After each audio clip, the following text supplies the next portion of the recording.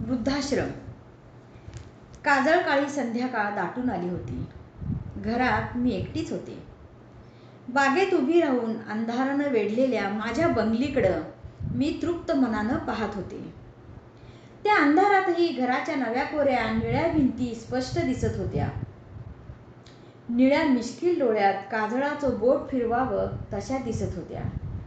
संगमरवरी दगडावर कोरलेली श्रमसाफल्य ही अक्षरं मला स्पष्ट दिसत होती. दुपारभर उन्हानं तापलेल्या भिंती आता निवांत पहुडल्या होत्या. वाटलं दिवे लावून यांना जागं करू नये. विटेवर वीट ठेवून ते घर उभं राहिलं नव्हतं. मायेनं प्रेमानं जोपासलेल्या मुलाला बाळसं यावं तसं ते घर वाढलं होतं. ती दुमजली बंगली माझ्या चिकाटीचं जिद्दीचं प्रतीक होती. बंगलीच्या फाटकापाशी येऊन मी उभी राहिले. पांढरा रंग दिलेल्या त्या लोखंडी फाटकावरून हात फिरवीत राहिले.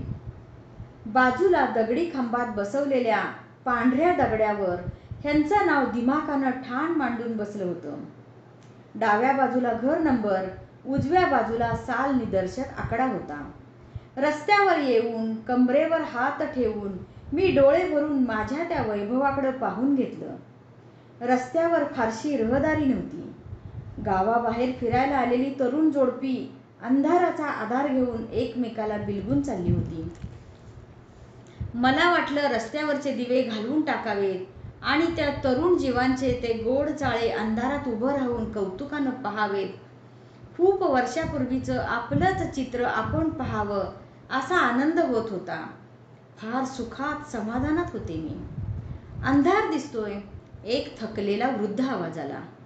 आपण घर चुकलो नाही ना? पाठोपाठ बायकी शंका कानावर आली. कुणास ठाऊक, पाय तर पार दमले. पुरुषी आवाज आला. कोण पाहिजे आपल्याला? मी 4 पावलं पुढं जाऊन विचारलं. उत्तर आलं नाही, पण दोघांच्या चेहऱ्यावर काहीतरी आठवत असल्याचा भाव होता. मी टक लावून त्या वृद्ध जोडप्याकडे पाहत होते. ही बुटकी स्थूल आकृती, हा खाकी शर्ट, खाकी पॅन्ट, पायात कॅनव्हासचे बूट. कुठं तरी पाहिलं आहे यांना. कोण? केव्हा? कुठं? आमच्या मराठ्यांच्या बाबीचं घर हेच का? बाईंनी विचारलं. नवऱ्याच्या उलट चवळीच्या शेंगेसारखी ती अंगलट, टापटिपीनं नेसलेलं नऊवारी लुगडं, पायात चपला, त्यातून डोकामारी जाडजूड जोडवी, कपाळभर भलं मोठं कुंकू, त्या वयातही कपाळावर रुळणाऱ्या कुरळ्या बटा. हे पण ओळखीचं वाटते. आणि मराठ्यांची बाबी मीच होते. पण इथं माहेरच्या नावानं कोणीच ओळखत नव्हतं मला. आणि अचानक स्मरणसाखळीच्या कड्या सांधल्या गेल्या. मी लहान मुलीसारखी आनंदानं ओरडले. अय्या कोण? BSc मास्तर? अगं ही तर बाबीच, मास्तर आनंदाने म्हणाले. बरं झालं ग भेटलीस ती, नाहीतर मोठी पंचाईत झाली असती, काकू म्हणाल्या. आम्ही तिघही आत आलो. फाटकाला कडी घालून मी भराभर पुढं आले. बटणं दाबली. काजळ कोऱ्या डोळ्यातून घर हसू लागलं. ती दोघं चकित होऊन माझं वैभव न्याहाळीत असतील या अपेक्षेने मी त्यांच्याकडे पाहिलं. पण काकू खाली वाकून चपलेचा अंगठा पायातून सरकवत होत्या आणि मास्तर बुटाचे बंद सोडून दोन्ही सारख्याच लांबीचे आहेत की नाहीत हे पाहत होते. काढलेले मोजे झटकून घडी घालून बुटात ठेवीत होते. काकू आपले पाय मोकळे करून केवळ सवयीनं नवऱ्याकडे पाहत उभ्या होत्या. मास्तरांच्या विचित्र व्यवस्थितपणाची काकूंना चांगलीच सवय असणार. दोघं आपल्याच नादात होती. या नात, मी म्हटलं. बाबी, हे बूट कुठं ठेवू? मास्तर बोटाच्या चिमटीत बुटाची जोडी धरून उभे होते. 40शी ओलांडलेली मी. मला बाबी नाव आवडत नव्हतं. कुणा दुसरीचं नाव चिकटल्यासारखं वाटत होतं. जरा तुटक स्वरातच मी म्हटलं, ठेवा ना तिथंच. पण अस्ताव्यस्त पडलेल्या त्या बुटांच्या आणि चपलांच्या ढिगाऱ्यात आपले बूट ठेवणं मास्तरांना आवडलं नाही. त्यांनी इकडं तिकडं पाहिलं आणि मीटरच्या कपाटाकडं त्यांचं लक्ष गेलं. पण तिथं त्यांचे हात पोहोचणं शक्य नव्हतं. काकू तत्परतेनं पुढं झाल्या. त्यांनी ते बूट टाचा वर करून मीटरच्या कपाटावर ठेवून दिले. मास्तरांनी समाधानानं मान डोलावीत म्हटलं, हं चल. ड्रॉइंग रूममध्ये आल्यावर कोच्याकडं बोट दाखवीत मी म्हणाले, बसा.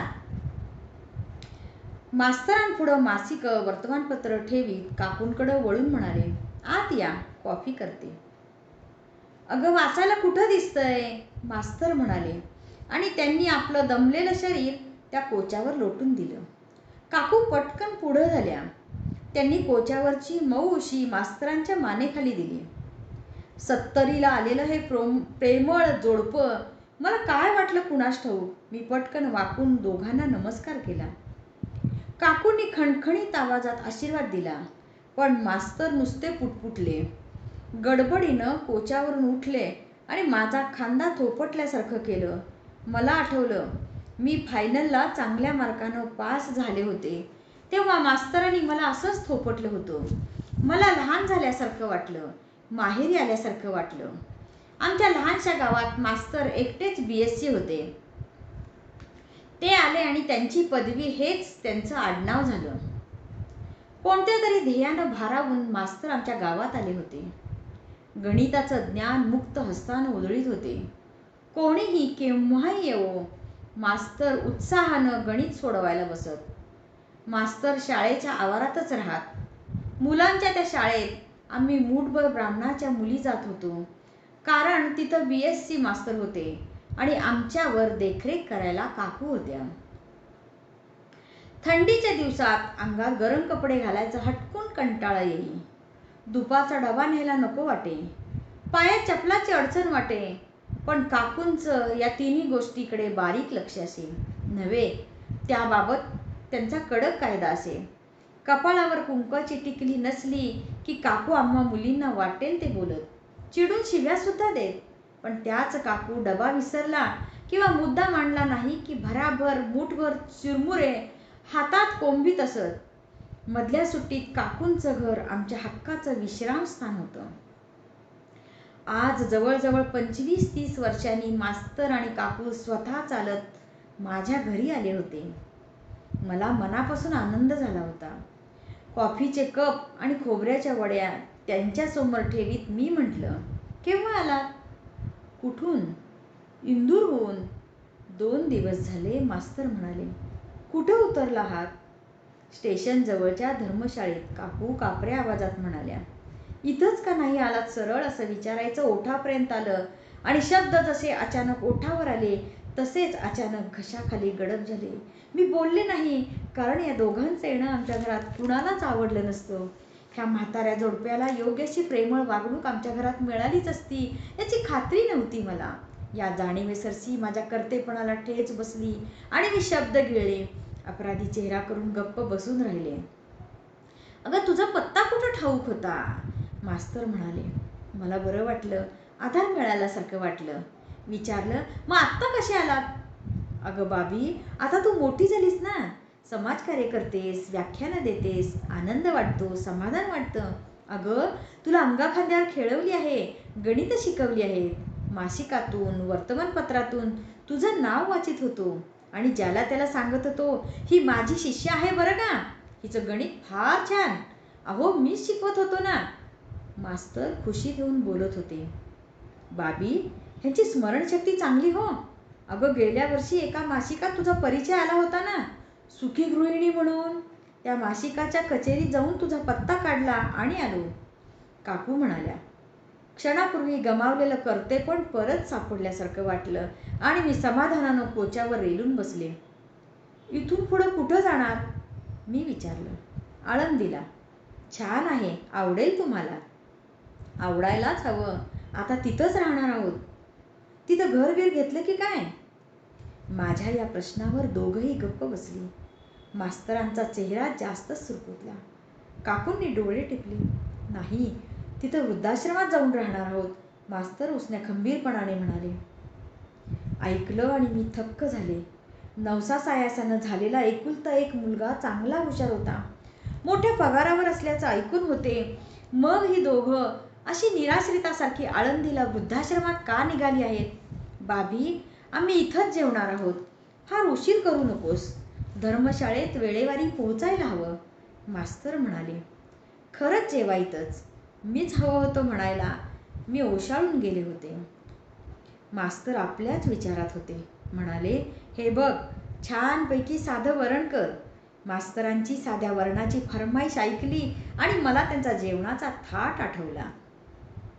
मास्तरांची टापटीप विलक्षणच होती. मोठा कटोराभर वरण त्यांना लागे. पिवळं धमक वरण, त्यावर साजूक तुपाची धार. वरणात एखादा डोळ दिसला तरी त्यांच्या रागाचा पारा चढत असे. पंक्तीला एखाद दुसरा गरीब विद्यार्थी, पाहुणा, शेजारी पाजारी असायचाच. पानं मांडली की जेवायला बसण्यापूर्वी मास्तर कुणाला तरी म्हणत, "अरे, या दोरीचं टोक धर बघू." दोरीचं दुसरं टोक धरून सगळे पाठ समरेषेत आहेत याची खात्री करून घेत.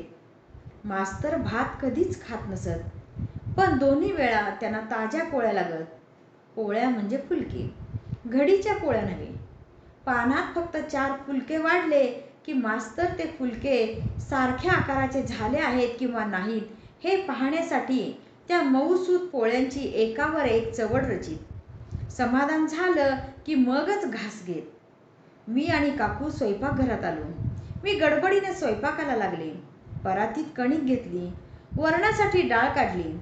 "बाबी, डाळ इकडं दे." ताटात घालून पाहते. एखादा डोळ गेला तर जेवायचे नाहीत, काकू म्हणाल्या.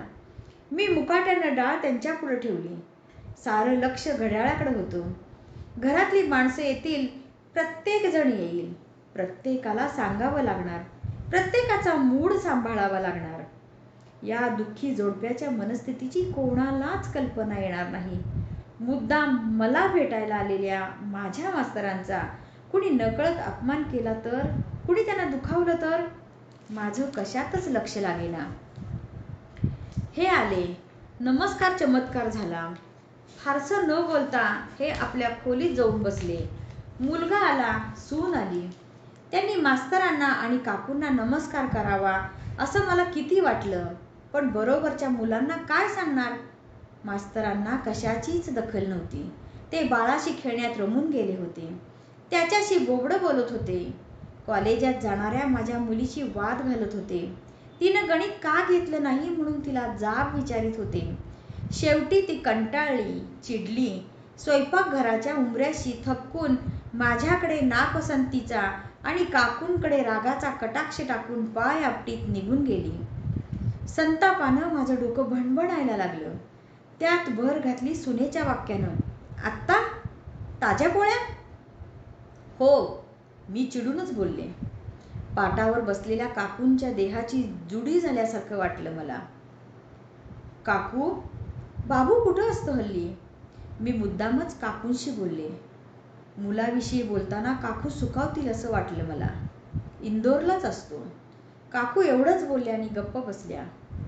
फुलका भाजता भाजता मी विचारलं, "सून, नातवंड बरी आहेत ना?" "हो, सगळी बरी आहेत." "बाबी, तूच सांग मला, यांनी इतका त्रागा का करावा गं?" मला काहीच माहिती नव्हती. काकूंच्या प्रश्नाचं उत्तर दिलं मास्तरांनीच. "त्रागा? अगं, सून ऐकत नाही म्हणजे काय? ज्याच्या संसारासाठी सर्वस्वाची होळी केली, हा असा खंक झालो आणि त्याचीच बायको विचारित नाही? बाबी, अपमान सोसून पाण्याचा घोट घेणार नाही मी कुठं." मास्तर वाजवीपेक्षा जास्त मोठ्यानं बोलत होते. किंचाळून बोलल्यासारखे बोलत होते.